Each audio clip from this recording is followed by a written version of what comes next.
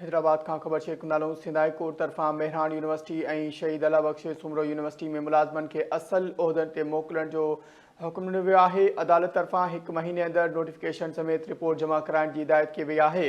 Justice Adnan करीम मेमण ऐं रियाज़त अली साहुर ते मुश्तमिल डिवीज़नल बेंच तौहीन अदालत जी दरख़्वास्त ते ॿुधणी कई आहे। OPS deputation, out of turn promotion, इज़ाफ़ी चार्जिस ऐं वक़्ती चार्जूं रखंदड़ मुलाज़मनि खे असल उहिदनि ते आंदो वञे। अदालत पारां इहो चयो वियो आहे। मुलाज़मनि जी असल सीनियरिटी मुकमल तौर ते बहाल ऐं महफ़ूज़ रखी वञे।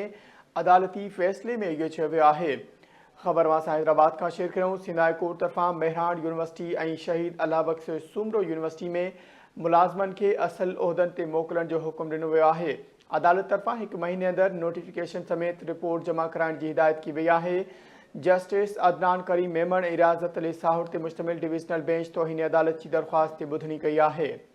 OPS deputation, out of turn promotion, इज़ाफ़ी चार्जिस ऐं वक़्ती चार्जूं रखंदड़ मुलाज़मनि खे असल उहिदनि ते आंदो वञे। अदालत पारां इहो चयो वियो आहे।